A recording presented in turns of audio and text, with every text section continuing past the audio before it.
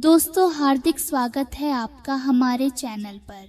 आज मैं आपको एक चौकीदार की कहानी सुना रही हूँ। उम्मीद है ये कहानी आपको बहुत पसंद आएगी। कहानी पसंद आई तो लाइक और आगे शेयर कर देना। चैनल को सब्सक्राइब कर लेना और घंटी के निशान को दबा देना। आइए शुरू करते हैं आज की ये मनोरंजक कहानी। एक चोर था। छोटी मोटी चोरियां करके अपना और अपने परिवार का पेट पाल रहा था, पर गुजारा मुश्किल होता। चोर ने एक योजना बनाई और एक बड़ा हाथ मारने की ठानी। अपने काम को अंजाम देने के लिए उसने राजमहल को चुना और एक दिन मौका ताड़कर महल में घुस गया।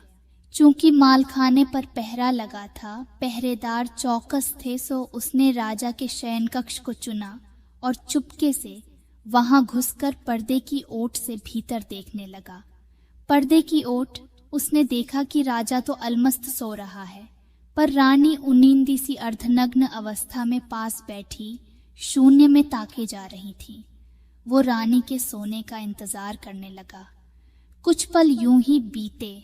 टोह लेने के लिए उसने फिर से पर्दे की ओट से झांकना चाहा, पर तभी पर्दे के हिलते ही उसके पास रखा फूलदान गिर गया और रानी की नजर चोर पर पड़ गई।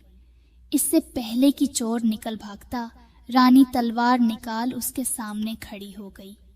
चोर तुरंत रानी के कदमों में गिर पड़ा और प्राणों की भीख मांगने लगा।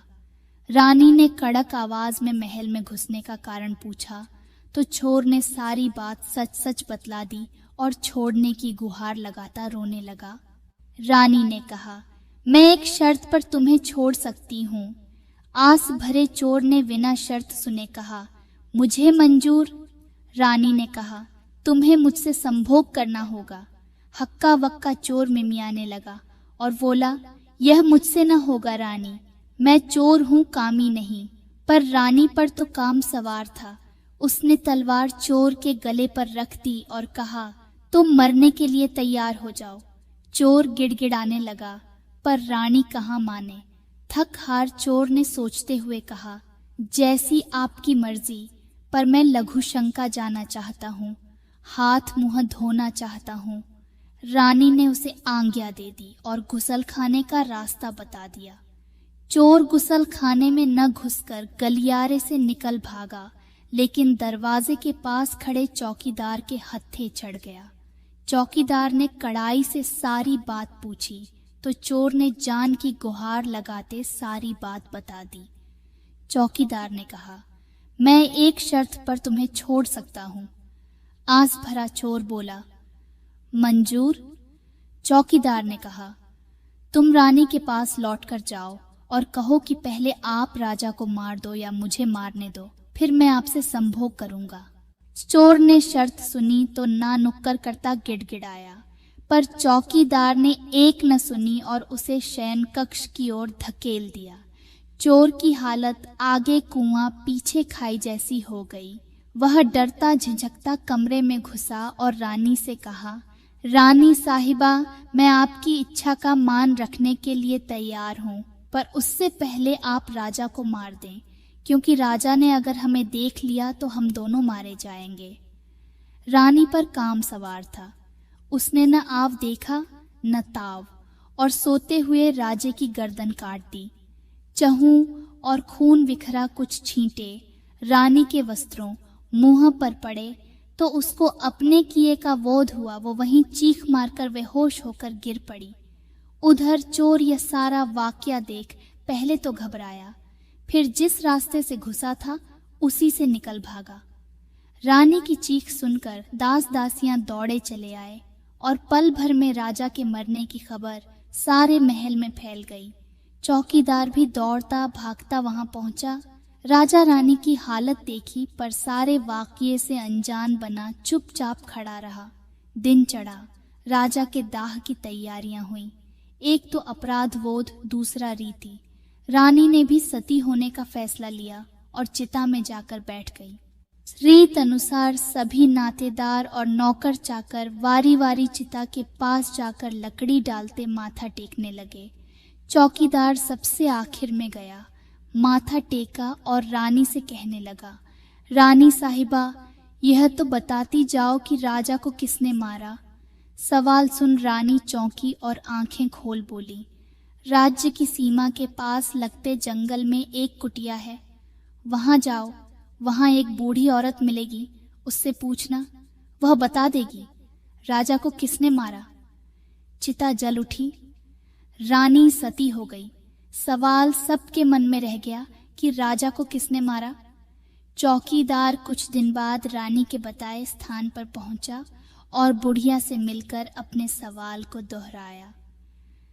सवाल सुनकर बुढ़िया उसे कुटिया के बाहर ले गई और कहा, वो सामने एक बकरा बंधा है, तुम्हें उस बकरे का सिर काटना है, सिर कटते ही उड़ने लगेगा, तुम बकरे का कान पकड़ लेना, उड़ता सिर तुम्हें जिस जगह ले जाएगा वहां तुम्हें तुम्हारे सवाल का जवाब मिल जाएगा। चौकीदार ने वैसा ही किया जैसा बुढ़िया ने कहा और कटे सिर का कान पकड़कर उड़ता उड़ता जंगल के बीच एक मनोरम स्थान पर पहुंच गया। जंगल की यह जगह एक राक्षस का ठिकाना था। वह वहां अपनी बेटी के साथ रहता था और इस समय कहीं बाहर गया हुआ था। राक्षस की बेटी को मानस गंध आई तो उसने अपनी खोह से बाहर निकलकर देखा। चौकीदार को देखकर वह मोहित हो गई और सुंदर रूपसी का रूप धारण कर उसके सम्मुख पहुंच गई। उसकी सुंदरता देख चौकीदार हक्का वक्का रह गया और उसके मोहजाल में फंस गया और सब कुछ भूलकर वहीं का होकर रह गया। रात को राक्षस के लौटने पर लड़की कभी उसे तोता बना देती, कभी कौवा, कभी कबूतर, कभी मच्छर, और जब दिन में राक्षस बाहर निकल जाता तो वह उसे फिर से मनुष्य बना देती। चौकीदार कुछ दिन तो बड़े मज़े में रहा, पर दिन बीतते उसे अपने घर परिवार की चिंता सताने लगी।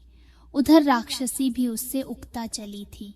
चौकीदार एक दिन मौका देखकर वहां से निकल भागा और किसी तरह अपने घर पहुंचकर अपनी पत्नी बेटे से मिलकर बड़ा प्रसन्न हुआ।